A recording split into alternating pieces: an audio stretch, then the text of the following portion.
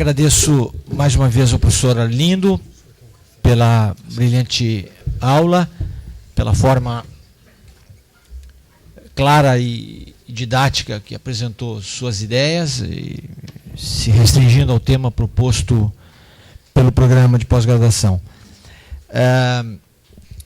Eu abriria então agora um espaço, eu acho que há questões, há talvez dúvidas.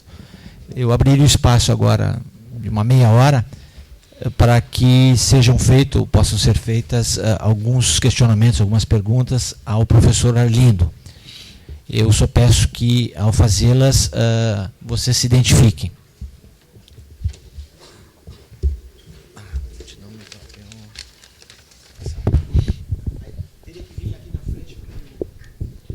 Professor Arlindo, cumprimentos pela sua brilhante aula. Eu sou o professor do programa desde o princípio, cheguei a ser coordenador um período e atualmente coordeno a SOBER. O senhor esteve lá no ano passado, que é uma sociedade científica também multidisciplinar. Eu queria fazer alguns comentários, alguns apontamentos e talvez pedir para o senhor explorar alguns aspectos um pouco mais críticos. O senhor foi muito, na minha opinião, como acho que foi importante que tenha destacado quais são os principais aspectos positivos, quais são as principais vantagens, mas eu gostaria de solicitar, e vou lhe provocar nessa direção, para alguns aspectos um pouco mais críticos e alguns limites na interdisciplinaridade e na multidisciplinaridade. O primeiro ponto eu tenho um certo desacordo, ou pelo menos eu não vejo assim tão claramente, na realidade, o seu ponto de partida sobre os cursos, os programas multidisciplinares. O senhor, por exemplo, partilha da ideia de que a maior parte deles, dos programas, das pesquisas e mesmo dos grupos de pesquisa, partem de problemas que não podem ser resolvidos pela sua complexidade. Na realidade, claro que eu não tenho uma visão geral de todos os programas, eu nunca tive no comitê, mas muitos programas, por exemplo, surgem nas universidades, talvez o pró-reitor mesmo saiba, porque os professores se sentem desconfortáveis nas suas áreas disciplinares, ou porque brigam com seus colegas, ou porque acham que a ciência disciplinar ela é muito cartesiana e aí procuram se agregar em outros grupos. Então, a história e a trajetória da origem dos programas multi e interdisciplinares não é necessariamente uma agregação para tentar responder problemas ou questões de pesquisa. Esse é o meu primeiro comentário. Eu queria saber o que o senhor pensa em relação a isso. O segundo comentário é em relação a essa parte mais final da distinção entre disciplina e interdisciplinaridade, da identidade, né, do programa. Eu gostei bastante dessa parte, mas eu pessoalmente sou mais cético em relação a essa ideia de que o senhor praticamente jogou a toalha em relação a isso, dizendo que basicamente quem tem que ser interdisciplinar são os alunos e não os professores. É mais ou menos como há pouco mais de 20 anos atrás, quando eu fiz lá um tal de curso de noivos, um padre tentou dar aula sobre como ter vida conjugal, né? Então é mais ou menos assim como eu imagino que seja um professor querer ser propugnar a interdisciplinaridade sem que ele tenha predisposição para tal. Eu não sou tão otimista assim. E depois, uma última questão, para não me alongar, é especificamente em relação à prática multidisciplinar. Acho que o senhor aí fez boas considerações, gostei muito, mas eu queria, por exemplo, fazer aqui um comentário. Durante o período que eu fui coordenador, por exemplo, a gente fez uma discussão aqui, que a CAPES, por exemplo, o comitê, retirou praticamente qualquer avaliação que pudesse fazer o programa mudar na sua pontuação em relação à proposta do programa e à interação social. Me surpreendeu que o senhor aqui sublinhou bastante enfaticamente a importância dos programas dialogarem com a sociedade, mas quando a gente vai lá olhar o formulário de preenchimento e quanto vale a pontuação da interação que o programa interage com a sociedade, eu não sei, deve ser alguma coisa como 5 ou 10%. Porque, ao final e ao cabo, o que vale mesmo é se os professores do programa publicam em revistas com bons scores. Isso, em geral, são revistas disciplinares, porque nós não temos no Brasil revistas interdisciplinares. Aliás, eu quero aqui terminar, então, com uma sugestão, que a própria CAPES crie, o Comitê Interdisciplinar, crie uma revista de estudos interdisciplinares, com pontuação 1A, ou seja, que ela já nasça no alto nível, e que a gente possa, então, nessa revista, assistir publicação de artigos, de tradições, de grupos, para que a gente possa, então, avançar nesse tema, e que essa revista seja, digamos assim, uma espécie de sinalizador de por onde os estudos e as pesquisas devem avançar na área interdisciplinar. Obrigado.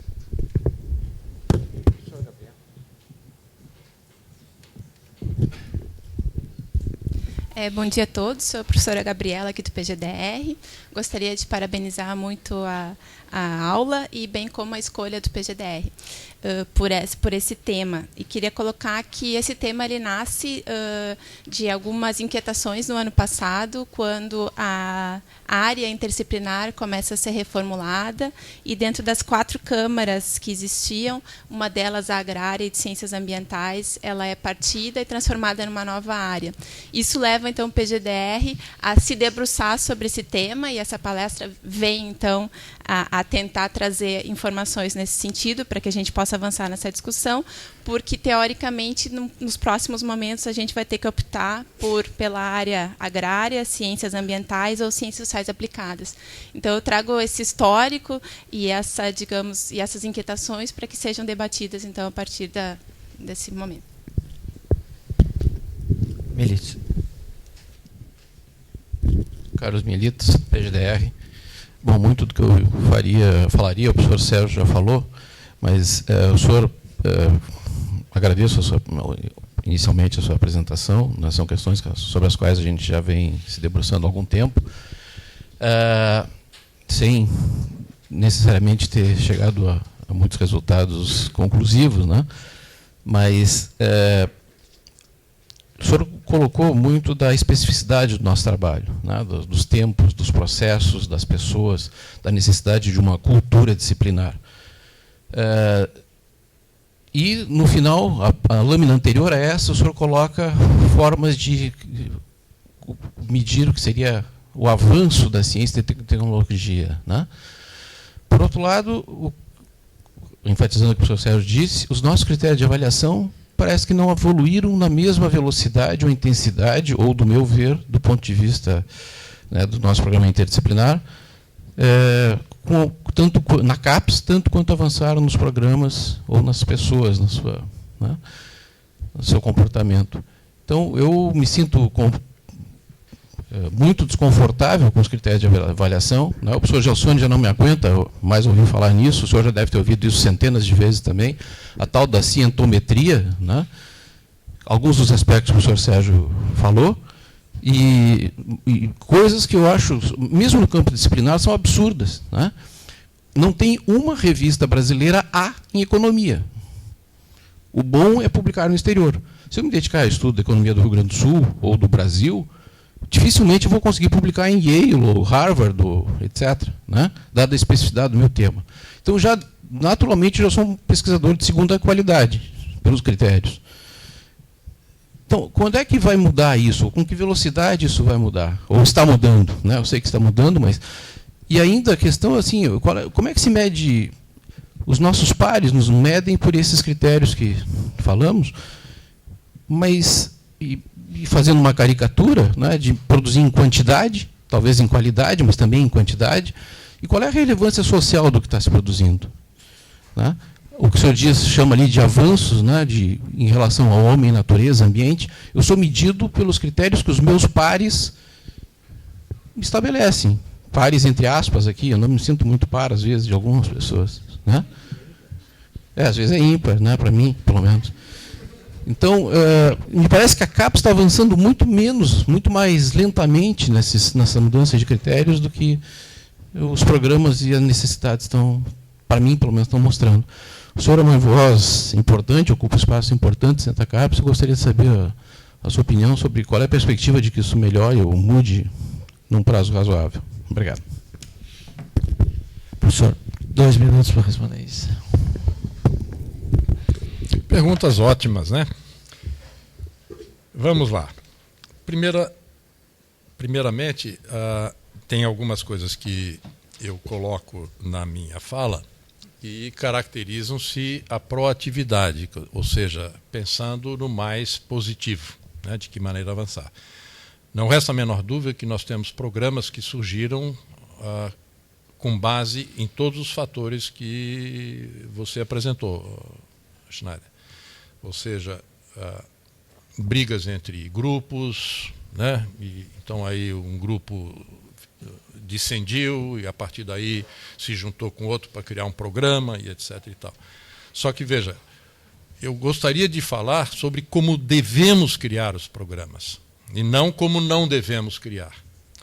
E como é que se deve fazer a pós-graduação? O Brasil ele, tem uma sistemática que, não estou dizendo que é melhor nem pior do que nenhuma outra do mundo, mas eu particularmente entendo que a pós-graduação ela deveria surgir naturalmente, né, dentro de grupos de professores e pesquisadores que se juntam, começam a fazer pesquisa.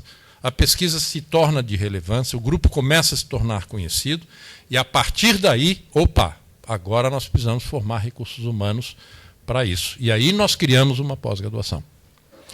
Esse é o formato da pós-graduação criada nas principais universidades do mundo, né? A pós-graduação ela surge após você ter grupos de pesquisa consolidados. O Brasil teve mais pressa. A fala do professor Ivo, por exemplo, foi muito clara a respeito do tempo. Nós temos muito pouco tempo de pós-graduação, né? A nossa pós-graduação oficialmente na Universidade de São Paulo foi criada em 1969, o oficial. Já existia antes, mas formalmente o primeiro regimento da pós-graduação foi criado em 1969. Quer dizer, não é muito tempo. Óbvio, ninguém aqui estava nascido naquela época, né? Aqui, certo? Mas o fundamental é caracterizar que, por conta disso, a pressa ela exigiu uma criatividade brasileira, e a criatividade está dando certo. Tanto está dando certo que a pós-graduação brasileira, né, criada com tão pouco tempo, hoje nós já temos 4.670 cursos de pós-graduação, mestrado e doutorado no Brasil inteiro.